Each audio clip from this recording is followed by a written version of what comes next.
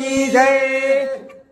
या ठिकाणी विभीषण इंद्रजिताला बोलू लागलेला आहे की हे इंद्रजिता, सख्खा भाऊ जरी असाल आणि तो जर आपलं आणि हित नसल करत किंवा आपल्या हिताच्या विरोधात जात असाल तर तो एक प्रकारचा वैरीच आहे.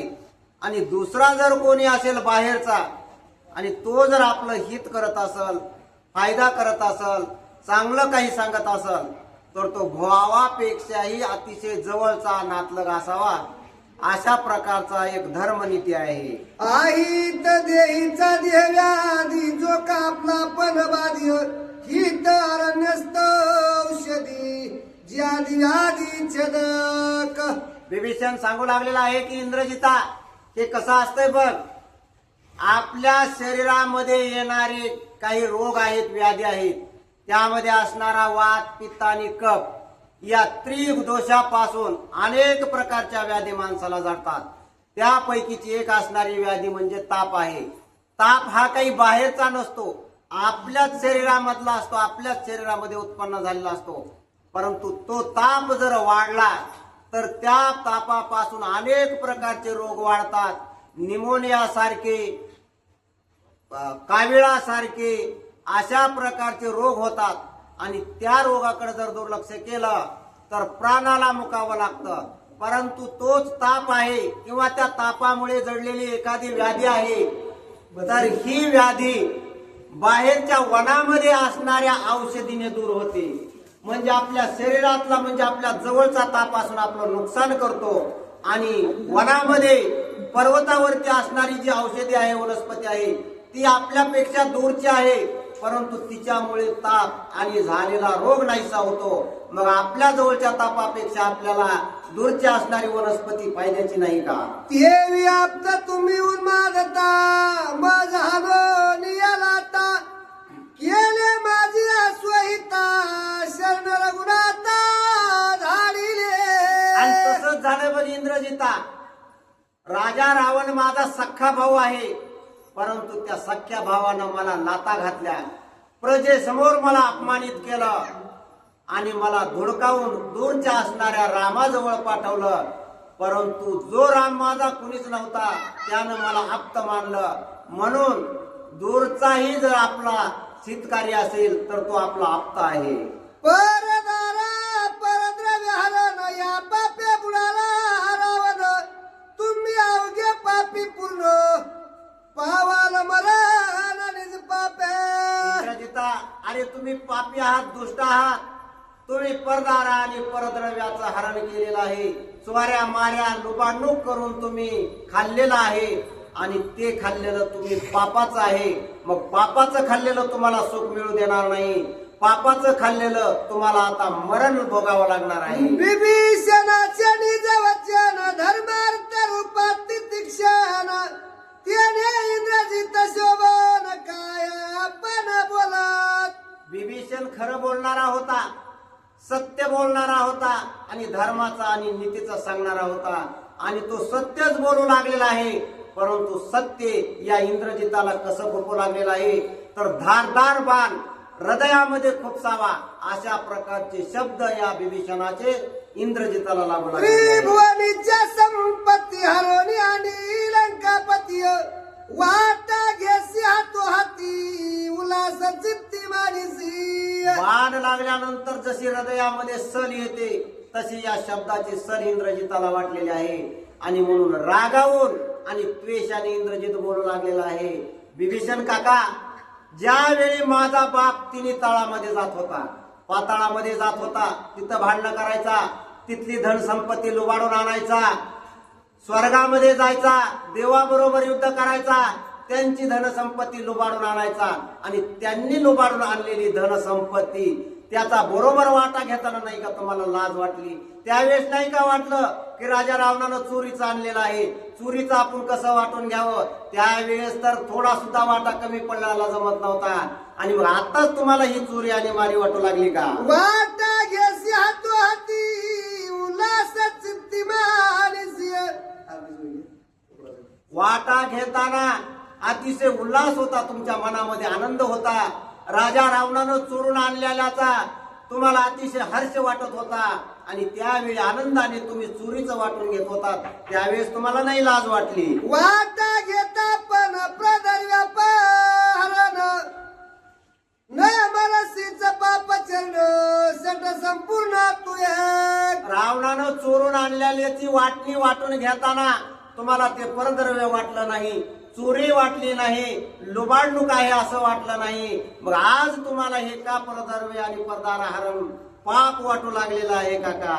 दोन्ही वारीचा कंठ सुग्रीवा केला राज्यपट ते विराजल भेटू कपटी नष्ट श्रीरामी वसी वरिष्ठ शरणागत. आम्हाला तुम्ही कपटी म्हणायला, चोरटे म्हणायला लागलात, परदारव्य हरण करणारे म्हणायला लागलात आणि ज्या रामाकडे गेलात तो किती शहाणा आहे तुम्हाला माहितीये का?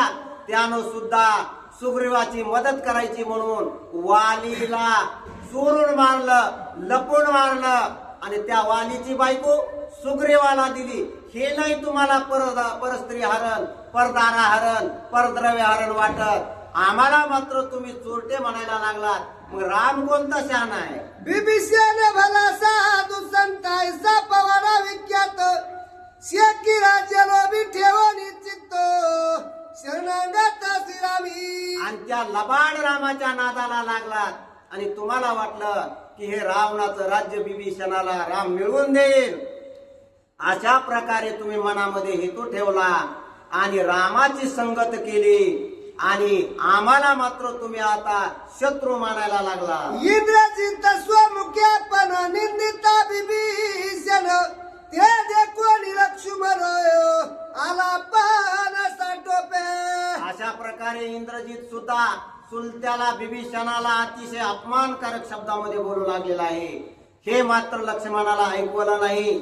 लक्ष्मण ताबडतोब जवळ आलेला आहे आणि आता काय करतो ते ऐका. सज्जनीय धनुष्य बाण मांडोनी माहेश्वरी ठाण घ्यावया इंद्रजिताचा प्राण आला लक्ष्मण साठोपे. लक्ष्मण धावतच आलेला आहे आणि बिभीषणाच्या जवळ उभा राहिलेला आहे. कसा उभा राहिलेला आहे तर उजवा पाय पुढे केलेला आहे, डावा पाय मागे केलेला आहे, डाव्या हातामध्ये धनुष्य धरलेला आहे आणि उजव्या हातामध्ये बाण जोडलेला आहे आणि जोडून उभा राहून इंद्रजिताला काय बोलतो ते ऐका. सम्मुख दे कोणी लक्ष्मण इंद्रजित गरजा पार मजसी करावया रणांगवर तुम्हा कैची. समोर उभा राहिलेला आहे, युद्धाच्या तयारीत असल्यासारखा लक्ष्मण उभा राहिलेला आहे आणि इंद्रजिताला बोलू लागलेला आहे की इंद्रजिता, आता मात्र माझ्या बरोबर युद्ध करण्यासाठी तुझ्या अंगामध्ये शक्ती नाही. अरे तू कसला पराक्रमी, कसला असणारा तू युद्धामध्ये प्रवीण. आता तू जर खरा प्रवीण असशील तर माझ्या बरोबर युद्ध कर. धनुष्याशी घालोनी हात इंद्रजित रणरंगी गरजात तुम्ही जे आले ती येत तुम्हा प्राणांत माझे. लक्ष्मण असा बोलल्यानंतर इंद्रजिताने सुद्धा धनुष्य काढलेला आहे, बाण हातामध्ये घेतलेला आहे आणि लक्ष्मणाकडे पाहून बोलू लागलेला आहे, अरे तूच नाही, तुम्ही या ठिकाणी जे आलात ते आता एक सुद्धा परत जाणार नाही. लक्ष्मणाने बिभीषण प्रथम यांचा घेईन प्राण हनुमान वज्र देई बारीने निर्वाण बाण विंदोनी. हे पहा, आता मी पहिल्यांदा लक्ष्मणाला मारणार आहे, त्यानंतर बिभीषणाला मारणार आहे आणि त्यानंतर जो स्वतःला वज्र देई समजतो ना त्या हनुमंताला मी मारणार आहे. अंगद नर जाबुवंत आणि कवानर समस्त बाणी करो निक्षेत विक्षत मारिन येत संग्रामी.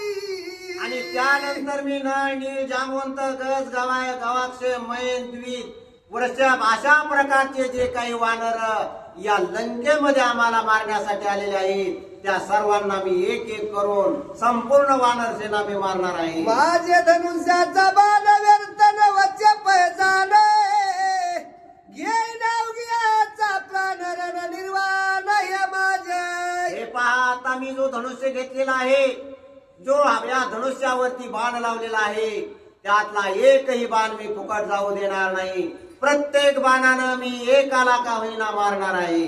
राम लक्ष्मण तुम्ही दोन्ही दोन वेळा शरबंधनी गोल असलेल्या नांगणी ते विसरून आले ती. आणि लक्ष्मणा, अरे तू सुद्धा बडाया मारायला लागलास. अरे रामाला आणि तुला मी दोनदा घोळसू मारलंय, दोनदा शरबंधनामध्ये अडकवलंय, आणि तरी सुद्धा तुला लाज वाटत नाही. माझ्या बरोबर तू युद्धासाठी आव्हान करू लागलेला आहेस. इंद्रजिताच्या सेवा करताय कोणी गर्वानीत. लक्ष्मण बोले उपासात गर्वात करावया. अशा प्रकारे इंद्रजित बोलू लागलेला आहे.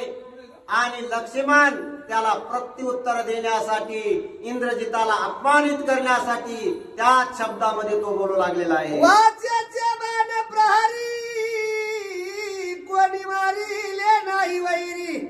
तुझ्या सुरत्वाची त्वरी जे बोलावरी वाडी. अरे इंद्रजिता, तू फुकट बडबड करू नकोस. नुसतं बोलल्याने काही होत नाही. असं तर बाया सुद्धा बोटो मोडून देतात, मेला मुर्दा रंटके केली असं म्हणतात. परंतु बोलल्यानं त्यांचं काहीच होत नाही. ही सर्व व्यर्थ बडबड आहे. आणि अशा प्रकारची तू बडबड करू नकोस. तुझ्यात शक्ती असेल तर माझ्या बरोबर सुराचे मुख्य लक्षण करून या दावी तिरण. तू तव तोंड भांड जाणे बंड पुराण वाढीव तू. अरे असा बडबड करणारा शूर नसतो, वीर नसतो. खरा शूर तो असतो की जो युद्धामध्ये उतरतो आणि काहीही न बोलता युद्धाला सुरुवात करतो. बडबड्याची अंगवण तुझे ठाई दिसे संपूर्ण. सम्मुख न करावेलन जासी पळोली कपटातल्या. इंद्रजिता, मला तर असं वाटतंय की तुझ्यामध्ये शक्ती नाही.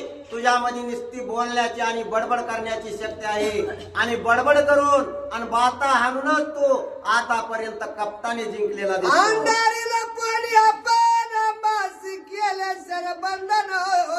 तो तव चोरीचा मार्ग जाण नवे लक्षण ये सुराच्या. आणि काय रे इंद्रजिता, तू आम्हाला दोनदा घोळशील, दोनदा शरबंधनामध्ये अडकवलंस. खरंच तू आमच्या बरोबर नीतीनं आणि धर्माने युद्ध केलंस का? अरे लबाडा, गुप्त होऊन लपून बसून आमच्या बरोबर बाण मारून तू आम्हाला शरबंधनामध्ये अडकवलंस. तुझ्यामध्ये हिंमत होते तर असं समोर येऊन लढायला पाहिजे होतं. सम्मुख करावया संग्रामता तुझं नाही सामर्थ्यता. मारून मायाची सीता विवरांत लपसी तू. लबाडा, खोटारड्या, मूर्खा, अरे तू आमच्या बरोबर समोरासमोर युद्ध करता तर तुला आलंच नाही. परंतु आम्हाला फसवण्यासाठी, आमची शक्ती कमी करण्यासाठी, आमची प्रेरणा नाहीशी करण्यासाठी मायावी सीता आणलीस. आणि मायावी सीतेला तू मारून दाखवलंस. आणि आमची शक्ती हातपाय गाळण्याचं काम तू केलंस, म्हणजे कपट केलंस. आणि कपट करूनच आम्हाला शरबंधनात आती काय मकराक्ष जाणे सम्मुख करोनी यारण. शास्त्र धर्म दिला प्राण कपटी संपूर्ण तू एक आहे. कपट्या, इंद्रजिता, नालायका, अरे तुझ्यापेक्षा तो आतिकाय आणि मकराक्ष कितीतरी सत्य आणि धर्माचे होते. आतिकाय नीतीनं लढला आणि रणामध्ये त्यानं प्राण त्यागून तो विजय, तो एक प्रकारे मुक्ती त्यानं मिळवून घेतलेली आहे. आणि तो गाढवाचा मुलगा, तो असणारा गाध्याचा मुलगा मकराक्ष, तो सुद्धा नीतीनं आणि धर्माने लढला आणि रणामध्ये त्याने प्राण त्यागला. ज्यासी लाविले शरबंधन तुम्ही आलो स्वय लक्ष्मण. करवणी दावी अंगवन बडबडो न काय का. आणि सांगतोस मोठ्या अभिमानानं, मोठ्या त्वेषानं सांगू लागलेला आहेस ना की मी तुला शरबंधनामध्ये अडकवलं. आणि मग तोच शरबंधामध्ये अडकवलेला लक्ष्मण आज तुझ्या पुढे उभा आहे. मग कर युद्धाला सुरुवात. उगाच बडबड करून वेळ वायाला घालू नको. ऐकून लक्ष्मणाचे वचन इंद्रजितात कोपायमान. उग्र श्वासरचा पसजोनी तीक्ष्ण बाण विंदिले. अशा प्रकारे लक्ष्मणानं सुद्धा त्या इंद्रजिताच्या उत्तराला प्रत्युत्तर दिलेलं आहे. त्यावेळी मात्र आता इंद्रजिताला राग आला आणि रागाने तो धनुष्यावरती बाण जोडून बाण सोडू लागला जैसे आहे. धुंदुवात विकार तैसे जोडिले उग्र शर ओर खडोनिया शरीर वाहते रुधिरा सौमित्रा. आणि रागाच्या भरामध्ये त्यानं अनेक असे तीक्ष्ण बाण सोडलेले आहेत. जसा काळा कुट्ट विषारी नाग असावा तशा प्रकारचे विषारी असणारे बाण लक्ष्मणाच्या दिशेने त्याने आभेद कवचसी लक्षण लक्ष्मण त्यासी भेदू न शक्ती हे बाण रुधिरोक्षित शोभायमान रणगर्जन राक्षस. इंद्रजिताने सोडलेले बाण सन सन सन लक्ष्मणाच्या अंगावरती येऊन आदळले आणि अंगावरती जखमा झाल्या. त्या जखमेमधून रक्त वाहू लागलं. परंतु लक्ष्मणाला अभेद असं कवच होतं, म्हणजे कातडीच्या आत बाण जाऊ शकत नव्हता. नुसत्या कातडीवरती बाण लागून रक्त बंबाळ लक्ष्मण झाले. सर्वांगी वाहता रुधिर जैसा तेजस्वी वैश्वानर तैसा सोबत असे सौमित्र निशाचर चरण मरती. त्या निघलेल्या रक्तामुळं लाल बुंद लक्ष्मण दिसू लागलेला आहे. जसं एखाद्या झाडाला आग लागावी आणि आगीच्या झळाया तशा दिसाव्यात तसा लाल बुंद लक्ष्मण दिसू लागलेला आहे. कोणी लक्ष्मणाचे रुधिर इंद्रजित म्हणे मी अवधात्वर बाणी भेदला सौमित्र गरजे थोर सिंहनादी. असा लाल बुंद लक्ष्मण पाहिला आणि इंद्रजिताला आनंद वाटू लागला. इंद्रजिताला वाटलं की आता आपण जिंकल्यात जमा आहेत. लक्ष्मणाला सर्व अंगात त्याचं चिन्ह विचिन्ह त्या आपल्या बाणाने केले. जे जे तुम्ही आले ते येते ते बाणी भेदोनी समजत सौमित्र्याशी समवेत जीवितांत मी करीन. आणि त्या आनंदाच्या भरामध्ये इंद्रजित उड्या मारू लागला, हाबूक ठोकू लागला आणि सांगू लागला, अरे पहा आता नुसता लक्ष्मणच नाही, या ठिकाणी तुम्ही जे जे कोणी आलेले आहात त्यांना एकाला सुद्धा आता मी सुट्टी देणार नाही. माझे सुवर्ण पत्राचे बाण घेतील अवघ्यांचा प्राण ऐकून इंद्रजित गर्जन काय लक्ष्मण बोला. माझा हा सुवर्णपत्री नावाचा बाण आहे, म्हणजे त्या बाणाला पुढं सोन्याचं पाणी झालेलं असतं. हा बाण मी सोडणार आहे आणि लक्ष्मणाचा प्राण या बाणाने मी आता घेणार नाही. अंगावाला गाडी नुसती बोलाची प्रडी काय जिंकले रण निर्वडी उभवणी गुढी गरजासी. त्यावेळी लक्ष्मण बोलू लागलेला आहे, अरे इंद्रजिता नुसत्या शिव्या देऊन भांडण जिंकता येत नाही, त्याला हानमारच करावी लागते. तू नुसता बडबड करतोस आणि मी जिंकलो म्हणून जिंकल्याचा आवाज तो. इंद्रजित गर्वित गर्जन ऐकोनी स्वय लक्ष्मण घेवणी पंच प्रविभान विंध्या पार साठोपे. इंद्रजिताला गर्व आलेला आहे, कारण त्या इंद्रजिताच्या बाणामुळं या लक्ष्मणाच्या अंगाचं रक्त निघू लागलेलं आहे आणि त्याच्यामुळं गर्वाने फुगलेला गर्वाने चढलेला इंद्रजित मोठमोठ्याने बाता मारू लागलेला आहे. त्यावेळी मात्र या लक्ष्मणानं एक पंचप्राण नावाचा बाण घेतलेला आहे आणि तो बाण इंद्रजिताच्या लक्ष्मण निर्वडी जरचा पजोडोनी जोडी ओढ्या कर्ण कानडी प्रताप प्रोडी साठोपे. तो बाण लक्ष्मणाने धनुष्यावरती लावला आणि धनुष्यावरती लावून तो बाण ती दोरी अशी अतिशय लांब ओढलेली आहे, म्हणजे कानापर्यंत दोरी येऊन अतिशय वेगाने तो बाण जाईल अशी योजना केलेली आहे. अभेद कवच भेदोनी जाण लागत लक्ष्मणाचा बाण घाय इंद्रजित तळमळोनी अमित बाण वर्षाला. आणि तो बाण लक्ष्मणाने इंद्रजितावरती सोडला. तो बाण इंद्रजिताचा भेद घेऊ लागलेला आहे. त्यावेळी अतिशय यातना इंद्रजिताला झाल्या, परंतु रागाने आणि द्वेषाने पुन्हा अनेक बाणामागून बाण इंद्रजित लक्ष्मणावरती सोडू लागलेला आहे. इंद्रजिताचे शर सौमित्र स्वडी बाणा निवार दोघे जण महासुर अति दुर्धर संग्रामी. इकडून इंद्रजिताने बाण सोडला की लक्ष्मण तो बाण सोडून त्या इंद्रजिताचा बाण तोडू लागलेला आहे आज बराच वेळ त्या दोघांचं बाण युद्ध चालू आहे. लगू लागवी अति चप्पल दोघे वर्षात तिसर झाड नराक्षस सिंह शार्दूल दोघे कुशल संग्रामी. अनेक बाण इंद्रजिताने लक्ष्मणाच्या दिशेने सोडलेले आहेत. लक्ष्मणाने ते आलेले बाण आपल्या बाणाने रस्त्यामध्ये अडवलेले आहेत. त्यामुळे काय झालं की ते इंद्रजिताचे बाण लक्ष्मणाच्या बाणाने आकाशामध्ये अडवून धरले. त्यामुळं आबाळ यावं, ढग यावा अशा प्रकारे तो सूर्य झाकाळून गेलेला आहे आणि आबाळ आल्यासारखी सावली पृथ्वीवरती पडलेली आहे. दोघही शूर आहेत, वीर आहेत. एक सिंह आहे, एक शार्दूल आहे. म्हणजे समसमान बळाचे असणारे हे दोन्ही योद्धे बाण युद्धामध्ये गुंतले आहेत. वरविन दोन्ही बाण यारांचा घ्यावा प्राण टपतात ती दोघे जण रण प्रवीण रण योद्धे. दोघही अतिशय द्वेषाने एकमेकाला मारण्याच्या हेतूने एकमेकावरती बाण सोडू लागलेले आहेत. इंद्रजिताला वाटत आहे की या बाणाने लक्ष्मणाचा प्राण घ्यावा. या हेतूने सोडलेला बाण तोच बाण लक्ष्मणाने बाण सोडून अडवावा. अशा प्रकारे त्यांचं युद्ध त्या ठिकाणी बाणाचं चालू आहे. त्यामुळे आकाशामध्ये असंख्य असे बाण तरंगत आहेत. दोघे जण बलवंत दोघे जण अतिविख्यात दोघे जण प्रतापवंत दोघे समर्थ संग्रामी. हे दोन्ही योद्धे असणारे समसमान बळाचे आहेत. इंद्रजित सुद्धा अनेक वेळा युद्ध करून जिंकलेला आहे. 33 कोटी देवासोबत त्याने युद्ध केलं आणि युद्ध करून 33 कोटी देवांना जिंकून गळ्याला दोर बांधून त्यानं राजा रावणासमोर आणलं. अशी ख्याती मिळवलेला इंद्रजित आहे. त्याचप्रमाणे लक्ष्मण सुद्धा काही कमी नव्हता.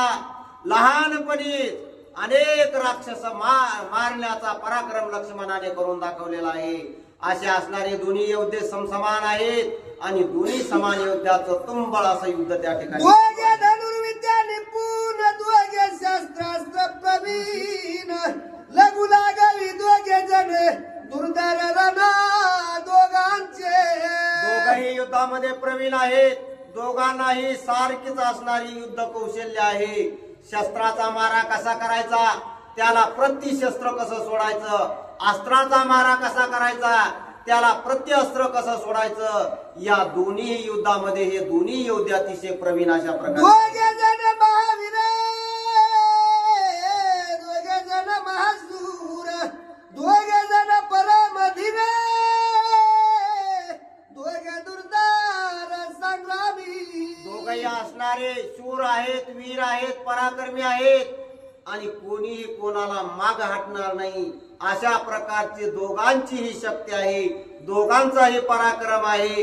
एक असणारा राजा रावणाचा मुलगा आहे आणि दुसरा असणारा भगवान परमात्मा प्रभू रामचंद्राचा भाऊ आहे. दोघा वाडीवर प्रसिद्ध दोघा नाही समस्वेद घेतात चढला रणमद दोघेही स्नब्ध संग्रामी. दोघही असणारे युद्धामध्ये फार प्रतिष्ठा मिळवलेले आहेत, फार प्रसिद्ध झालेले आहेत. इंद्रजिताचं नाव घेतल्यानंतर 33 कोटी देव थरथरा कापत होते आणि लक्ष्मणाचं नाव घेतल्यानंतर सर्व राक्षस कुळ थरथरा कापत होतं. असे दोन्ही असणारे बलवान वीर शूर या ठिकाणी युद्ध खेळू लागलेले आहेत. एक केवळ सत्वस्थिती एक केवळ कपट मूर्ती एक माझी आगाध शांती एक क्षण युक्ती निपुण.